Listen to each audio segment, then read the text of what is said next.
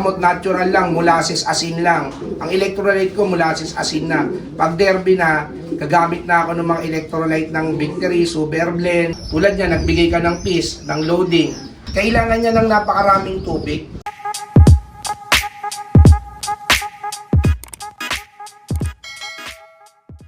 Dito sa lugar namin, sa Las Piñas, Cagandaan. Shoutout muna kay Sir Bong Neri, tsaka kay Mayor Mel Aguilar, at tsaka kay Sir Raymond Asur. Bumubuo ng Las Piñas palaro ni Mayor. Oo, yan. Tinusuportahan kami, magandang premyo, libre, pag-awarding, libre pagkain, alak, lahat. Wala kang babayaran, san ka pa. Nakakailang season na napalaro, sir? Dalawang season, back-to-back champion ako, kaya lang yung isa second overall. Yung una, tag team edition. Ang nag-champion sa akin sa tag team edition, 8 ibon ko pasok lahat sa overall tag team edition. Ito mga kalapatids, yung unang trophy ko, first overall ako tag team edition, Summer Race 2025. Tignan nyo kalapatids, oh, hindi kami tinitipid, trophy pa lang, oh, mahal na. Ang ganda. Ang trophy ng first 15,000, yung second 12,000, trophy pa lang yun, ha. Yan ang handog sa amin ng government ng Las Piñas. Mahal kami ng mayor dito. Ni Sir Bong Neri. Ang mahirap, magagaling ang kalaban dito sa Las Piñas, sa APR. Ito naman yung trophy namin. Second overall kami. Kaibigan ko rin yung nag-first overall, si Mike Nevero. Ang galing din yan. Second overall kami, Matnog at saka Calbayo Glove. Ito, champion siya. Anong bloodline yung nanalo mo dyan, sir? Kay Edric Matchong din yun eh. Yung nag-overall din ng ano yun eh. Kaya cross ang ibon ko. Oh, kay Edric Matchong yun. Bali, ito yung ibon ko na nanalo sa Mayor's Cup. Yan siya. Ayan. Anong bloodline nan, sir? Oh, Victor Lim. Binili mo lang yan, sir? Hindi, ano to, pinahiram ako ng magulang na neto, sa kanya. Tapos, ito na yung nilabas. Unang subok mo, sir? Oh, cross din to sa ibon ko. Saka mga kalapatid. Tapos, nung Calbayo Glove, ang nakakatuwa dito, nakit niya sa bubong. Kasi, ang tagal bumaba, nagpapahinga sa taas. O, naghahabol kami sa oras kasi dikitan. Parang liga. Point system kasi kami. Kasi yung second overall, malapit din sa amin yung score. Kaya inakyat niya agad. Kinukwenta na namin yung speed. Pero sigurado kaming uuwi. Kasi ang pangalan nito, Japan eh. Ang meaning nun, walang gagawin kung hindi manalo. 100% ako mananalo. Galing kasi itong ibon na to sa WPFC, nagpaalam ako kay Tata Enchong na ipihit kasi champion ako ng Mayor's Cup. O, lagi nakatop to, pero ng balatan, dalawa, tsaka Ligaspi. Ang problema, parating 697, Daybird parati kinakapos lang. Kaya nilipat ko sa Mayor's Cup para makasali ako. Ito. Tapos hindi naman ako binigo. Nanalo naman siya kahit second overall. Yan, congrats sa inyo, sir. Sir, pwedeng malaman ano po palang diskarte nyo sa loop nyo kapag derby na? Pag derby na ang ginagawa namin, pag training, kalapatids pinapakain namin. Pero pagka derby na, ang ginagamit ko na ito na, royalties na. Oo. Pagka mga training, di mo na ako nagbibigay ng mga kung ano-anong gamot, natural lang, molasses, asin lang. Ang electrolyte ko, molasses, asin na. Pag derby na, gagamit na ako ng mga electrolyte ng Victory, Super Blend, ganyan. B12 ng Victory. Pero slight lang. Tapos, pinapakain ko, yung flyer mix ni Sir Manigo. Yan, mentor ko yan. Tapos, yung turbo seeds niya, binibigay ko. Thursday ng hapon, hindi ako nagbibigay ng mani. Ang binibigay ko lang yung turbo seeds. Thursday ng hapon, nagkakarga na ako. Sa umaga, ganun ulit. Regular flyer mix ng royalties. Tapos sa hapon, turbo seeds ulit. As Victory pills lang ginagamit ko, champion pills wala na. Yun lang ginagamit ko, wala. Hindi ako ganong magamot na sa ibon. Anong pabaon mo dun, sir? Champion pills lang. Anong araw ang patama mo ng bigay, sir? Friday yan. O, Friday. Nagbibigay ako pag loading. Thursday, nag-a-adjust ako. Ganun lang ginagawa ko. Iba rin yung condition ko sa sprint race. Pag sprint race naman, magamot na agad ako. Anong mga binibigay mo, sir, kapag sprint race? Champion pills din. Yan lang. Pag magto 2 days sa track, gumagamit na rin ako ng turbo seeds. Napakaganda ng turbo seeds. Kasi, kompleto na siya eh. Madali matunaw eh. Kompleto, hindi durog ang ibon pag umuwi, malakas. Sa tingin ko, yun yung na-adapt kong sistema. Kasi, yung piece nakakauhaw yan eh, paminsan eh.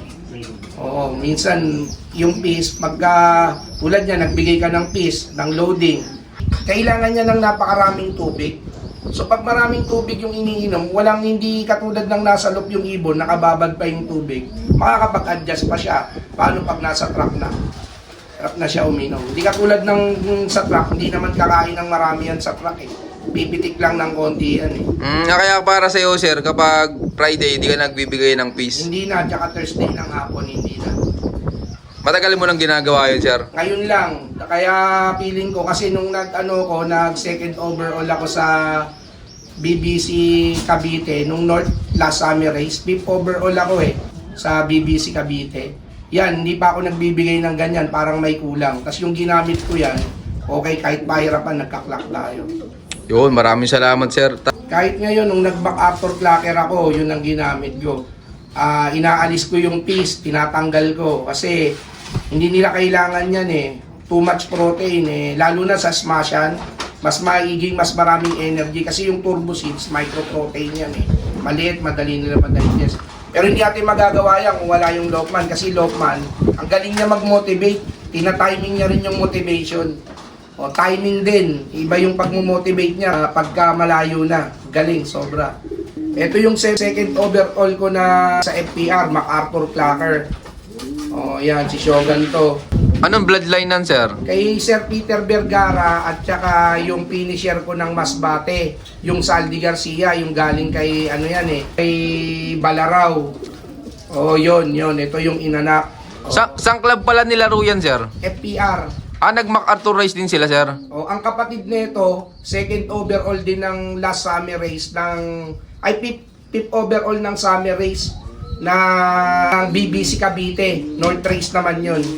Nung last summer race, ang pinanalunan ko nun, 3 club, 5 ibon pumasok sa top 10, 2 sa WPFC. Shoutout nga pala kay Tata Enjonggo, mabuhay WPFC. Ito yon yung mga lahi nito. Talagang long sila. Mabagal sila pagka training, pero pag lumalayo yung lockdown, naglalap winner sila. Dapat lap winner to ng Kalbayog ng Katbalogan, no? Sa sobrang saya namin, hindi namin pinapapasok, dalakalan namin, solo clacker. Nag-second place lang siya ng Katbalogan. Konti. Gano'ng kalaki yung diferensya sa first clacker, sir? Wala, konti lang. Tumambay, alam ng mga taga-FPR talaga kasi naka-video to Tumambay lang dito, hinahayaan lang namin siya. Umuwi to na MacArthur, namamara ko pa. Kaya lang siguro, magaling na ibon. Talagang kay si Peter Vergara, magaling din kasi mga ibon nun. Yan yung magulang nasa taas.